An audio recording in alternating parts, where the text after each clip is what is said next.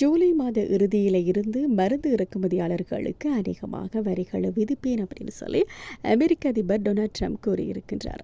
அண்மையில் செய்தியாளர்களிடம் பேசிய அமெரிக்க ஜனாதிபதி டொனால்ட் ட்ரம்ப் குறைந்த கட்டண விகிதத்துடன் தொடங்குவதாகவும் அதிக இறக்குமதி வரி விகிதங்களை எதிர்கொள்வதற்கு முன்பு உள்நாட்டு தொழிற்சாலைகளை உருவாக்க நிறுவனங்களுக்கு 1 வருடம் அவகாசம் அளிப்பதாகவும் கூறியிருக்கின்றார்.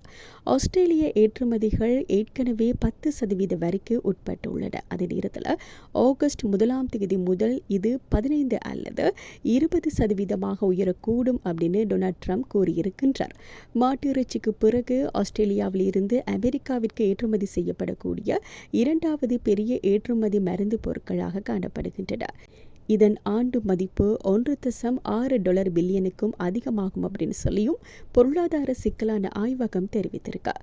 இருந்தாலும் சமீபத்தில் பொருளாளர் ஜிம் சால்மர்ஸ் மருந்துத்துறை அமெரிக்காவால் விதிக்கப்படக்கூடிய கட்டணங்களுக்கு உட்பட்டதாக இருக்கும் அப்படின்னு சொல்லியிருக்கின்றார். மருந்து உற்பத்தியை மீண்டும் அமெரிக்காவிற்கு கொண்டு வருவதே இந்த வரிகளினுடைய நோக்கம் அப்படின்னு சொல்லி அமெரிக்க ஜனாதிபதி டொனால்ட் ட்ரம்ப் வலியுறுத்தியிருக்கின்றார்.